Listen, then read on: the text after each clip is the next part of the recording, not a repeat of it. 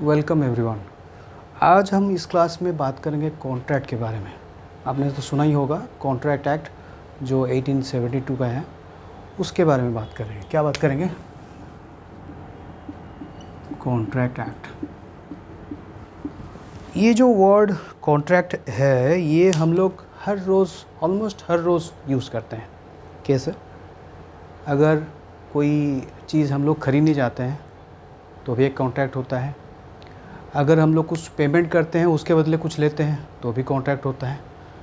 तो उसकी वजह से ये कॉन्ट्रैक्ट का जो बेसिक एलिमेंट्स है वो हम लोग पढ़ेंगे कि ये कॉन्ट्रैक्ट बनता कैसा है। और एक जनरल कन्फ्यूजन अराइज होता है कि एग्रीमेंट और कॉन्ट्रैक्ट, क्या एग्रीमेंट और कॉन्ट्रैक्ट सेम है? बिल्कुल भी सेम नहीं है। अभी मतलब बात करते हैं कि ये एग्रीमेंट पहले आता है कि कॉन्ट्रैक्ट पहले आता है, वो भी समझेंगे। तो फिर ये कॉन्ट्रैक्ट और ये एग्रीमेंट अगर सेम नहीं है तो फिर उनमें डिफरेंस क्या है वो भी बात करेंगे। तो पहले हम लोग समझते हैं ये कॉन्ट्रैक्ट कैसे अराइज करता है। कॉन्ट्रैक्ट अराइज ऐसे होता है, उसके स्टेजेस ये है। फर्स्ट स्टेज ऑफर, और जिसको बोलते हैं प्रपोजल। ये हम लोग स्टेप बाय स्टेप सारा चीज़ बात करेंगे अभी। नेक्स्ट क्या होता है? ऑफर के बाद एक्सेप्टेंस,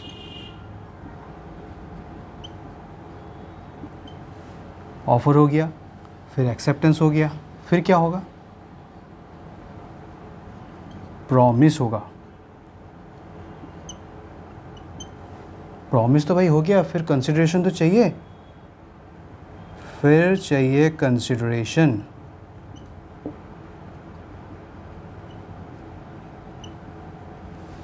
फिर कंसिडरेशन होने के बाद फिर ये क्या बनता है? ये बनता है अग्रीमेंट।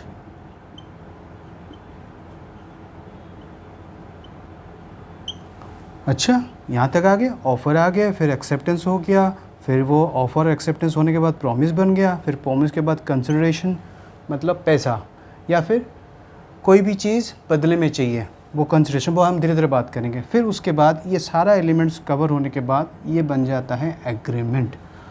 अभी एग्रीमेंट अगर एनफोर्सेबल बाय लॉ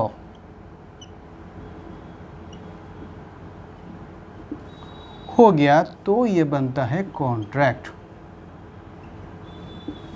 तो अगर इस डायग्राम में देखें तो क्या ये कॉन्ट्रैक्ट और एग्रीमेंट सेम है? बिल्कुल भी नहीं है। ये है स्टेजेस। पहले ऑफर, फिर एक्सेप्टेंस होता है, फिर प्रॉमिस होता है, फिर कंसिडरेशन उसमें आता है। ये सारा चीज़ मिलते ही ये बनता है एग्रीमेंट। और एग्रीमेंट बनने के बाद अगर वो agreement enforceable by the law होता है वो बनता है कॉन्ट्रैक्ट। अभी ये इन्फोर्सेबल बाय लॉ क्या है, एग्रीमेंट क्या है, वो स्टेप बाय स्टेप सारा चीज़ बात करेंगे। पहले हम लोग बात करते हैं ऑफ़र। ये ऑफ़र है सेक्शंस 2A। एक छोटा सा एग्जांपल है, उसमें ऑफ़र में हम लोग ये भी समझेंगे कि कितने टाइप्स के ऑफ़र होते हैं, वो भी हम लोग समझेंगे। तो ये बेसिक चीज़ें हैं। पहला स्टेज होता है ऑफ़र या फिर प्रपोज़ल, फिर सेकंड स्टेज होता है एक्सेप्टेंस, फिर एक्सेप्टेंस होने के बाद ये दोनों मिला के फिर होता है प्रॉमिस, फिर प्रॉमिस होने के बाद अगर उसमें कंसिडरेशन आ जाता है तो फिर वो बनता है एग्रीमेंट। और एग्रीमेंट अगर इन्फोर्सेबल बाय द लॉ हो जाता है, वो भी हम लोग समझेंगे क्या इन्फोर्सेबल बाय द लॉ होता है, फिर वो बनता है कॉन्ट्रैक्ट। उसमें एक इम्पोर्टेंट क्वेश्चन आता है कि all contract are agreement but all agreements are not contract. एक ये बहुत ही ज़रूरी क्वेश्चन जो भी लॉ के स्टूडेंट्स या फिर जुडिशरी एस्पिरेंट्स, ये एक बहुत ही ज़रूरी क्वेश्चन इंपॉर्टेंट आता है कि all agreements are not contract but all contracts are agreement, और वाइस वर्सा। ऐसे भी क्वेश्चन आते हैं कि whether all agreements are contract और ऑल कॉन्ट्रैक्ट्स आर एग्रीमेंट। यहाँ पे जो बीच में स्टेप है ये है टर्निंग पॉइंट। अगर agreement enforceable by the law होता है फिर जाके ये कॉन्ट्रैक्ट बनेगा। अगर एग्रीमेंट एनफोर्सेबल बाय लॉ नहीं है तो ये एग्रीमेंट ही रहेगा बट कॉन्ट्रैक्ट नहीं बनेगा। समझ गए? तो इसीलिए कॉन्ट्रैक्ट के अंदर ये एग्रीमेंट होता है बट एग्रीमेंट के अंदर कॉन्ट्रैक्ट नहीं होता है। तो क्या है? ये है एग्रीमेंट, इसके ऊपर रहता है कॉन्ट्रैक्ट। ये पहला स्टेज है, फिर ये कॉन्ट्रैक्ट बनता है। इसीलिए बोलते हैं कि all contract and agreement, but all agreements are not contract unless it is enforceable by the law. अभी हम लोग समझेंगे। अच्छा, इसका पहले सेक्शन बता देते हैं। ये है 2A ऑफ़र, 2B हो गया एक्सेप्टेंस, ये 2D हो गया कंसिडरेशंस, ये 2E हो गया एग्रीमेंट, और ये एनफोर्सेबल बाय द लॉ कैसे होगा ये सेक्शन 10 बताता है, और ये कॉन्ट्रैक्ट का डेफिनेशन 2H बताता है। नाउ अभी ये सेक्शंस कैसे याद रखेंगे? सिंपल सा सवाल है, ये सिंपल सा आंसर है। ये है ऑफ़र पहला स्टेज है तो फर्स्ट A आ जाता है, एक्सेप्टेंस सेकेंड स्टेज है तो B आ जाता है। मतलब सिंपली मतलब जैसे हम लोग सेक्शन को कैसे याद रखेंगे, ये एक तरीका है, नुस्खा जिसको बोलते हैं।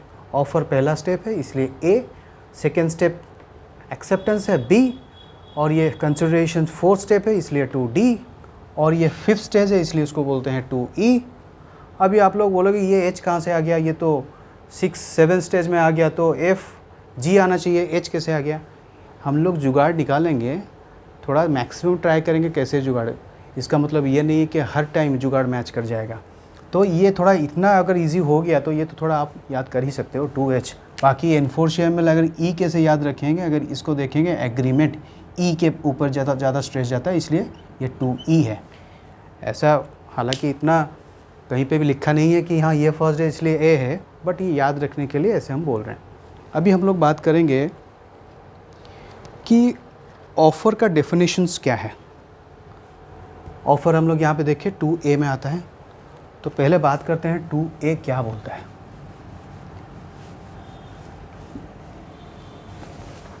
2A ये बोलता है when a person, ये बेयर एक्ट सेक्शन 2A का of contract act,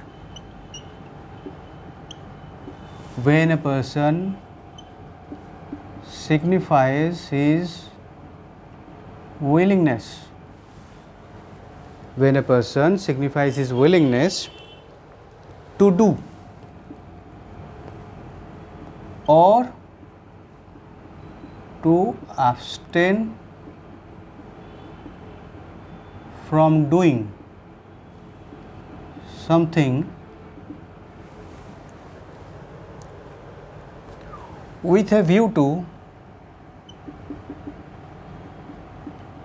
obtain an assent from another to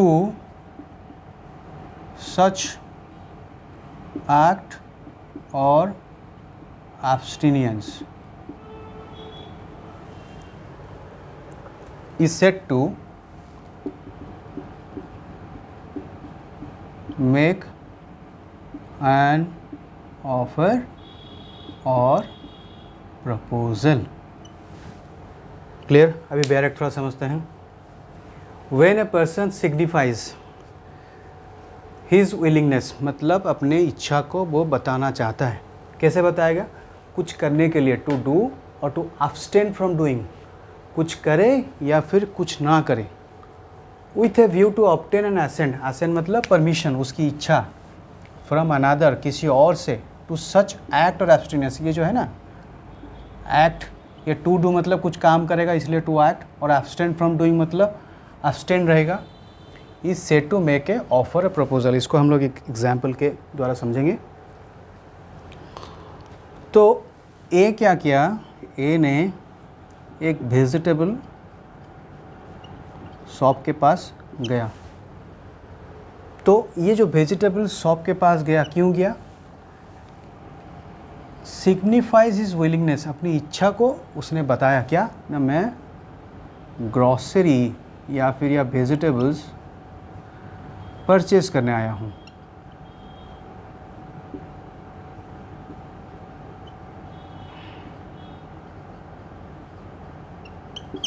तो इस एग्जाम्पल में ए ने, ये अगर बी के दुकान है, वेजिटेबल का शॉप अगर बी का है, तो ए ने क्या किया, उसने अपनी विलिंगनेस बताई बी को कि मैं वेजिटेबल खरीदना चाहता हूँ, इसलिए टू डू, यहाँ पे जो वर्ड है when a person signifies his willingness to do, तो मतलब ए अगर वेजिटेबल के दुकान में जाता है तो वो अपनी इच्छा को बताता है कि मैं वेजिटेबल खरीदने आया हूँ। अच्छा, अब्सटेन फ्रॉम डूइंग का क्या केस में क्या है वो अलग है, और एग्जाम्पल में समझाएंगे, पहले इसको कंप्लीट करते हैं। With a view to obtain an assent, तो बी का असेंट मतलब परमिशन या फिर कंसेंट बोलते हैं उसको, फ्रॉम अनदर, अनदर यहाँ पे कौन है, बी। तो ए बी के पास गया और वो बोला कि मैं वेजिटेबल खरीदना चाहता हूँ, तो क्या उसमें आप मतलब कंसेंट देते हैं, क्या आपका उसमें सम्मति है?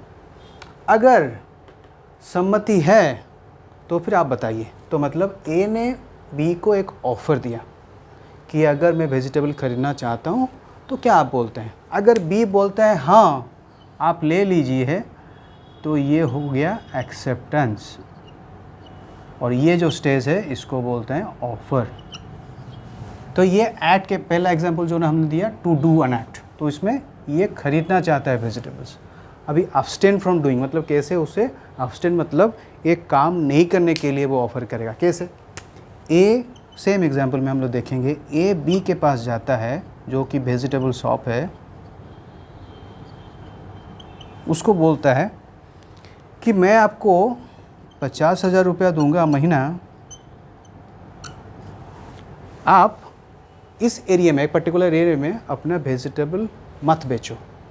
तो ए ने इसको अपनी जो ऑफ़र बताई, तो फिर ये जो ऑफ़र है ये नेगेटिव ऑफ़र है, मतलब आप वेजिटेबल मत बेचो, अब्सटेन फ्रॉम डूइंग समथिंग या फिर एनीथिंग।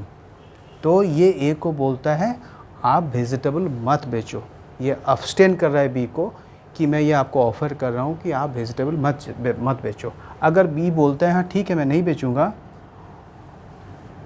तो फिर ये एक्सेप्टेंस हो जाएगा और ये ऑफ़र स्टेज है, हो गया। अभी थोड़ा रिवाइज कर देते हैं। When a person, a person है, सिग्निफाइज हिज विलिंग्स, अपने इच्छा के अनुसार बी के पास जाता है, टू डू, यहाँ पे वेजिटेबल खरीदने गया, टू अब्सटेन फ्रॉम डूइंग मतलब बोलता है कि आप वेजिटेबल मत बेचो।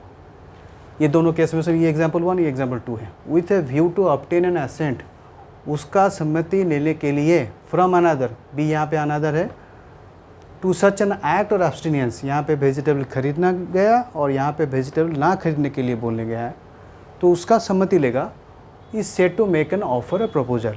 तो ए ने बी को प्रपोजल दिया टू एन एक्ट, वेजिटेबल खरीदने, to abstain from doing, vegetable ना बेचने के। तो ये दोनों एग्जाम्पल, एक ये सर्कमस्टेंसेस है टू अन एक्ट और ये सर्कमस्टेंसेस है to abstain from doing an act. अगर ये एसेंशियल्स फॉलो होते हैं तो फिर ये ऑफ़र बनता है। ऑफ़र बना, अभी ये स्टेजेस मतलब ये फर्स्ट स्टेज में है, एक्सेप्टेंस फिर है, एक्सेप्टेंस का फिर दूसरे सारे रूल्स भी हैं, वो हम लोग पढ़ेंगे। बाकी हम लोग ऑफ़र के टाइप्स पढ़ते हैं, कितने टाइप के ऑफ़र हैं। ऑफ़र कई तरीके होते हैं, हम उसी वेजिटेबल एग्जाम्पल को लेके सारा चीज़ पढ़ेंगे। एक ऑफ़र होता है एक्सप्रेस ऑफ़र,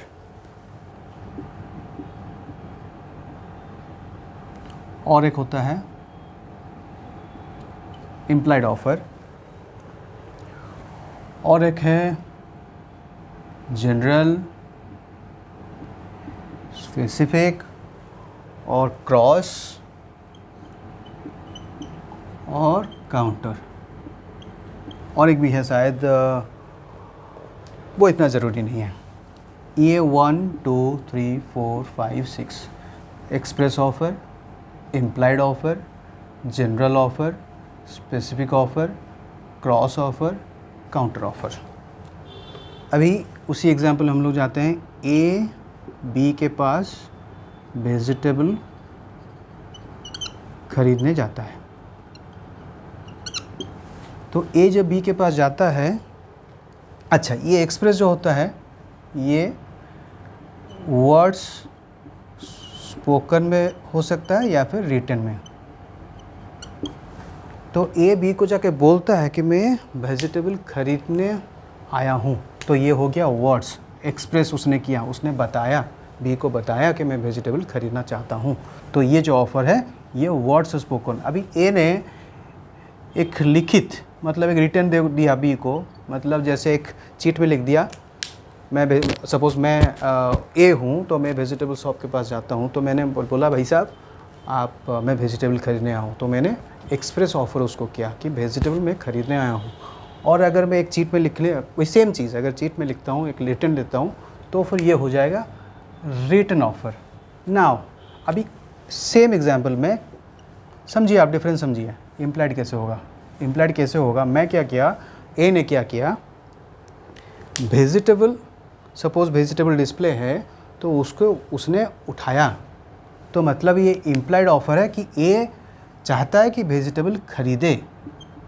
तो परचेज वेजिटेबल जो अगर वेजिटेबल उसने सिलेक्ट किया, सपोज़ बल्क में वेजिटेबल रखा गया है, कुछ वेजिटेबल उसने अलग किया, मतलब उसने बी को ऑफ़र किया, इम्प्लाइड ऑफ़र इसको बोला जाएगा कि ये वेजिटेबल्स मैं ख़रीदना चाहता हूँ। अच्छा, अभी फिर ये समझ गए, अगर मैं दुकान में गया, भाई साहब मैं ख़रीदना चाहता हूँ, ये हो गया words, express offer by words और स्पोकन। अगर मैं गया लिखित में दिया कि भाई साहब मैं ख़रीदना चाहता हूँ, तो ये हो गया रिटन। अब इम्प्लाइड कैसे बनेगा, अगर मैं वेजिटेबल्स कुछ अलग कर दिया वेट करने के लिए, तो फिर ये हो गया इम्प्लाइड ऑफ़र, मतलब एक ख़रीदना चाहता है। अभी नेक्स्ट है जनरल और स्पेसिफिक। जनरल कैसे होगा, ए एक ओपनली सबको एक ओपनली बोल दिया कि मैं वेजिटेबल, यहाँ पे बी के पास नहीं जाता है, ये ओपनली किसी और को बोलता है कि अगर कोई वेजिटेबल बेचना चाहता है तो मैं ख़रीदना चाहता हूँ, मतलब ओपनली पब्लिक को बोलता है, तो फिर ये हो गया जनरल, मतलब एज ए जनरल किसी को भी बोल दिया कि मैं वेजिटेबल ख़रीदना चाहता हूँ।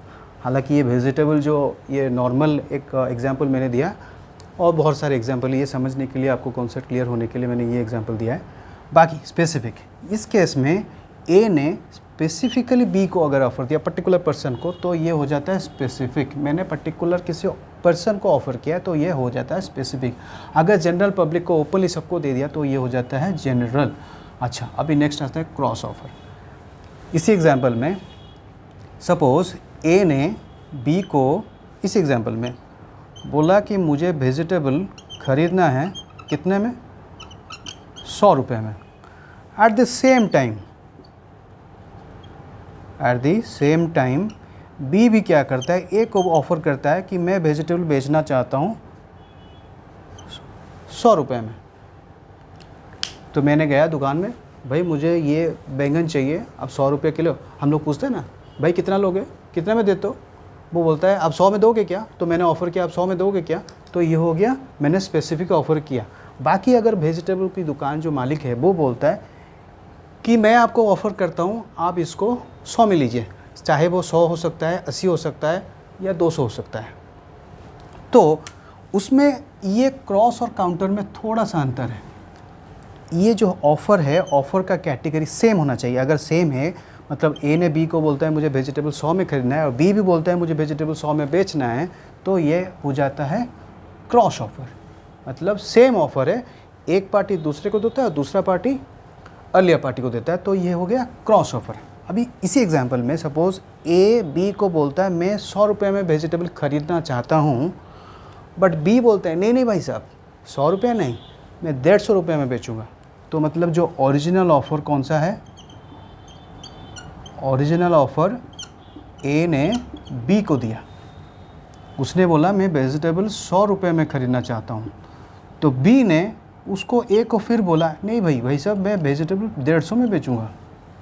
तो ये जो ओरिजिनल ऑफ़र है और ये बन गया काउंटर ऑफ़र, ये हो गया ओरिजिनल ऑफ़र, ये बन गया काउंटर ऑफ़र। ए ने बी को बोला मैं 100 रुपये में ख़रीदना चाहता हूँ, बी ने बोला नहीं भाई मैं तो 150 में बेचना चाहता हूँ। तो ये जो काउंटर ऑफ़र होने से ये जो ओरिजिनल ऑफ़र है ये लैप्स कर जाता है। ऑब्वियसली करेगा, मैं बोलता हूँ मुझे 100 में ख़रीदना है, ये मेरा ओरिजिनल ऑफ़र है, और बी बोलता है नहीं मुझे 150 में बेचना है, तो जो 100 में जो ख़रीदना चाहता है वो ऑफ़र वाला वो तो कैंसिल ही हो जाएगा। तो इसको बोलते हैं काउंटर ऑफ़र। समझ में आ गया? अभी थोड़ा रिवाइज कर देते हैं।